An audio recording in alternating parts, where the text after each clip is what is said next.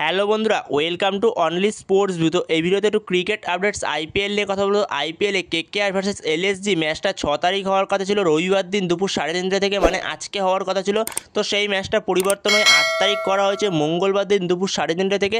যেহেতু রবিবার দিন রামনবমী, মানে আজকে রামনবমী রয়েছে, তো সেই কারণে ম্যাচটার শিডিউল পরিবর্তন করা হয়েছে। তো এই কারণে ম্যাচটা রবিবার দিনের বদলে মঙ্গলবার দিন করা হয়েছে 8 তারিখ দুপুর 3:30 থেকে। তো এই ম্যাচটা নিয়ে কিছুটা আলোচনা করব, দুই দলের লাইন আপস কীরকম হতে পারে, এছাড়া দুই দলের হেড টু হেড একটু দেখে নেবো, এবং এছাড়া দুই দলের শক্তি দুর্বলতাও দেখে নেবো। এছাড়া কেকেআর কি ওপেনিংয়ে কোনো চেঞ্জ করতে পারে, তো সেটাও দেখে নেবো এই ভিডিওতে। তো ভিডিওটি সবাই শেষ পর্যন্ত দেখতে থাকো, আর চ্যানেলে নতুন হয়ে থাকলে চ্যানেলটি সাবস্ক্রাইব করে পাশে থাকা বেল আইকনটি অন করে পাশে থেকো। তো সেখানে কেকেআর ভার্সেস এলএসজি মোট মুখোমুখি হয়েছে 5 বার। তো সেখানে কেকেআর ভার্সেস এলএসজির 5 বারের দেখায় লখনৌ সুপার জায়ান্ট জিতেছে 3 বার, আর কলকাতা নাইট রাইডার্স জিতেছে 2 বার। তো এরপরে যদি দুই দলের শক্তি দুর্বলতা নিয়ে কথা বলা হয়, তো প্রথমে যদি লখনৌ সুপার জায়ান্টকে নিয়ে কথা বলা হয়, তো লখনৌ সুপার জায়ান্ট ব্যাটিংও ভালো রয়েছে এবং বোলিংও ভালো রয়েছে। তো যেখানে লখনৌ সুপার জায়ান্ট মোট 4টে ম্যাচ খেলেছে, তো 4টে ম্যাচের মধ্যে 2টো জয় পেয়েছে এবং 2টো হেরেছে। তো সেই জায়গাতেই লখনৌ সুপার জায়ান্টের সবথেকে বড় একটা সমস্যার কারণ হয়ে দাঁড়াচ্ছে ঋষভ পান্ত, যে রান পাচ্ছে না। এখনও পর্যন্ত 4টে ম্যাচ হয়ে গেছে, একটা ম্যাচেও ভালো রান পায়নি ঋষভ পান্ত। তো এটা লখনৌ সুপার জায়ান্টের জন্য খুবই একটা চিন্তার কারণ। তো সেখানে লখনৌ সুপার জায়ান্টের হয়ে ঋষভ পান্ত একদমই রান পাচ্ছে না। তো সেই জায়গাতেই ঋষভ পান্ত এখনও পর্যন্ত সে হাত খুলে খেলতে পারছে না। তো সেখানে ঋষভ পান্ত একদমই রান পাচ্ছে না। তো সেইখানে লখনৌ সুপার জায়ান্টের ব্যাটিংয়ে ভালো করার ক্ষেত্রে সবথেকে বড় ভূমিকা রয়েছে নিকোলাস পুরান আর মিচেল মার্শ। এছাড়া এডেন মার্ক্রামও আগের দিনের ম্যাচটা যথেষ্ট ভালো খেলেছে, তো এডেন মার্ক্রামও ভালো খেলছে মোটামুটি। তো সেখানে এলএসজির ব্যাটিং অর্ডারটা নির্ভরশীল হয়ে রয়েছে নিকোলাস পুরান এবং মিচেল মার্শের প্রতি। তো সেখানে মিচেল মার্শ এবং নিকোলাস পুরান দুজনেই দুরন্ত ফর্মে রয়েছে, দুরন্ত খেলছে দুজনেই। সেখানে নিকোলাস পুরান তো সে অনবদ্য ফর্মে রয়েছে, এবং পরের দিকে এসে আয়ুষ বাদুনিও সেও ভালো খেলছে মোটামুটি। এছাড়া ডেভিড মিলারও ভালো ফিনিশিংটা দিচ্ছে, লাস্টের দিকে এসে একটু ভালো খেলতে পারে, তাহলে লখনৌ সুপার জায়ান্টের ব্যাটিং অর্ডারটা খুবই ভালো ব্যাটিং অর্ডার, আরও বড় টোটাল রাখতে পারবে তারা। তো সেখানে যত তাড়াতাড়ি সম্ভব ঋষভ পান্তকে ফর্মে ফিরে আসতে হবে। 4টে ম্যাচ হয়ে গেছে, একটা ম্যাচেও ভালো মতো রান করতে পারেনি ঋষভ পান্ত এখনও। আর যেখানে লখনৌ সুপার জায়ান্টের বোলিং লাইন আপসটাও যথেষ্ট ভালো রয়েছে। শার্দুল ঠাকুর প্রথম দিকে এসে ভালো উইকেট নিচ্ছে, আর যেখানে ডেথ ওভারে এসেও ভালো বল করছে শার্দুল ঠাকুর, রিপ্লেসমেন্ট হিসেবে এসছে, কিন্তু যথেষ্ট ভালো বোলিং করছে শার্দুল ঠাকুর। এছাড়া রবি বিষ্ণু, সে যথেষ্ট ভালো স্পিনার, কিন্তু সে এই মরশুমটা অতটা ভালো ছন্দে নেই, কিছুটা মার খেয়ে যাচ্ছে, এক্সপেন্সিভ হয়ে যাচ্ছে রবি বিষ্ণুই। তো রবি বিষ্ণুকেও নিজের ছন্দে ফিরে আসতে হবে। এছাড়া দিগ্বেশ রাঠি, সে যথেষ্ট ভালো বোলিং করছে। এছাড়া আবেশ খানও ভালো বোলিং করছে। তো সেখানে যথেষ্ট ভালো বোলিং লাইন আপসটাও রয়েছে ব্যাটিংয়ের পাশাপাশি। তো সেখানে লখনৌ সুপার জায়ান্টের যত তাড়াতাড়ি ফর্মে ফিরতে পারবে ঋষভ পান্ত, তো সেটা টিমের জন্য ততটাই ভালো।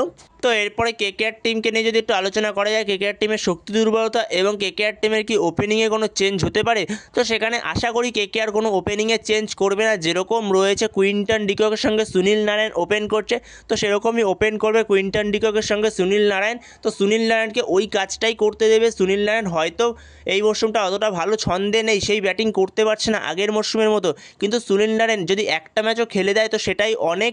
30-35 রানও করে দিলে সেটাই অনেক টিমের জন্য। তো সেখানে সুনীল নারায়ণকে কেকেআর ওপেনিংয়ে ইউজ করবে, সাথে কুইন্টন ডিকক আবারও ওপেন করবে। তো সেখানে কুইন্টন ডিকক ভার্সেস সুনীল নারায়ণই ওপেন করতে চলেছে কেকেআর হয়ে আবারও। তো সেই জায়গাতে কেকেআরও 4টে ম্যাচ খেলেছে, তো 4টে ম্যাচের মধ্যে কেকেআরও 2টো ম্যাচ হেরেছে আর 2টো ম্যাচ জিতেছে। যেখানে কেকেআর আগের দিন সানরাইজার্স হায়দ্রাবাদকে দুরন্তভাবে হারিয়েছে, যেখানে কেকেআর ফার্স্ট ব্যাটিং করে 200 রান করেছিল, 201 রান টার্গেট ছিল সানরাইজার্স হায়দ্রাবাদের কাছে। তো সেখানে সানরাইজার্স হায়দ্রাবাদকে 120-তে অল আউট করে দেয় কেকেআর। তো দুরন্ত বোলিং করেছিল কেকেআর সেদিনকে, স্পিনের সাহায্য ছিল পিচের মধ্যে, যেখানে কেকেআর 3টে স্পিনার নিয়ে নেমেছিল, মঈন আলী, বরুণ চক্রবর্তী, সুনীল নারায়ণ, 3টে কোয়ালিটি স্পিনার নিয়ে নেমেছিল। এছাড়া বৈভব আরোরা, সে পাওয়ার প্লেতে অনবদ্য বোলিং করেছিল, 3টে উইকেট নিয়েছিল। তো সেই জায়গাতেই অনবদ্য পারফরমেন্স ছিল কেকেআরের আগের দিনের ম্যাচে। তো সেখানে কেকেআর 80 রানে ম্যাচটাকে জিতেছিল, তো দুরন্ত পারফরমেন্স দেখিয়েছিল কেকেআর। তো সেই জায়গাতেই কেকেআরের আবারও ঘরের মাঠে ম্যাচ, তো সেখানে কেকেআর আবারও সুইং পাবে। তো সেখানে আগের দিনই আমরা দেখেছি কতটা ভালো সুইং পেয়েছিল কেকেআর সেকেন্ড ইনিংসে বল করতে গিয়ে। তো সেইখানে এই ম্যাচের টসটা খুবই একটা বড় ফ্যাক্টর হবে, যেহেতু দুপুরের ম্যাচ। তো সেইখানে টস জিতে হয়তো ব্যাট করার সিদ্ধান্তই নেবে যে টস জিতবে, কারণ আমরা দুপুরের ম্যাচে বেশিরভাগই দেখেছি যেই টিমই টস জেতে না কেন তো সেই টিমই ব্যাট করার সিদ্ধান্ত নেয়। তো সেখানে কেকেআরের মেন শক্তি হলো তাদের বলিং। তো সেখানে কেকেআরের বলিং দুরন্ত ফর্মে রয়েছে, যেখানে কেকেআরের বলিংয়ে হাসিত রানা, বৈভব অরোরা পাওয়ার প্লেতে দুরন্ত। তো সেইখানে যদি কেকেআর এরপরে যদি 3টে স্পিনার নিয়ে নামে, একটা এক্সট্রা স্পিনার নিয়ে নামে, তাহলে কেকেআরের জন্য বেশি সুবিধা, যেহেতু কেকেআরের স্পিনটাই সবথেকে মূল মন্ত্র। কেকেআরের কাছে কেকেআরের শক্তি সবথেকে বড়।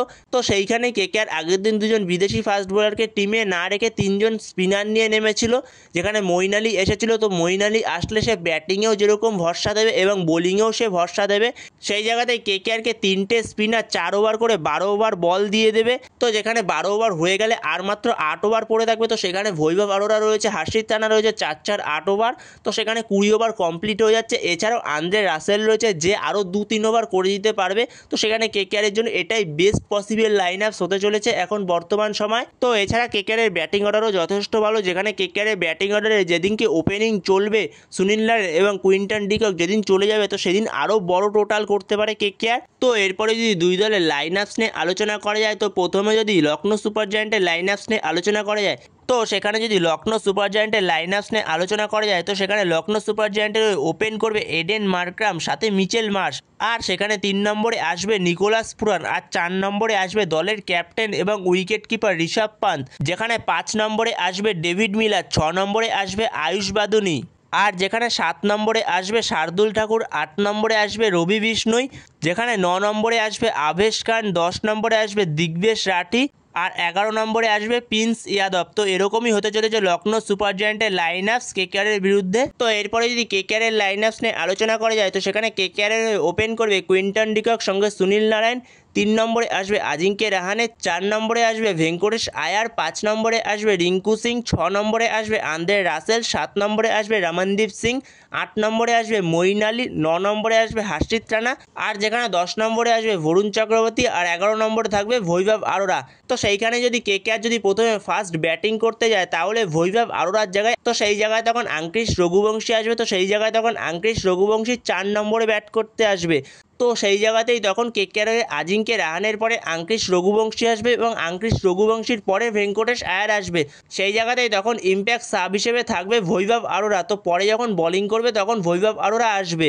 তো সেখানে যদি কেকেআর প্রথমে বোলিং করে, তাহলে বৈভব অরোরা আগে আসবে, তো পরে আসবে আঙ্ক্রিশ রঘুবংশী। তো এরকমই হতে চলেছে কেকেআরের লাইন আপস লখনৌ সুপার জায়ান্টের বিরুদ্ধে। তো বন্ধুরা, তোমাদের মতে কী মনে হয়, কেকেআরের লাইন আপসে কি কোনো চেঞ্জ হতে পারে এই ম্যাচে? তো তোমাদের এ বিষয়ে কোনো মতামত থাকলে অবশ্যই কমেন্ট করে জানিও। তো বন্ধুরা, এই ভিডিওতে এই পর্যন্তই। তো এই ভিডিওতে এই আপডেটগুলো নিয়ে আলোচনা করার ছিল। তো ভিডিওটি ভালো লাগলে অবশ্যই লাইক, শেয়ার, সাবস্ক্রাইব করতে ভুলো না। তো নেক্সট ভিডিওতে দেখা হচ্ছে, ততক্ষণের জন্য বাই বাই।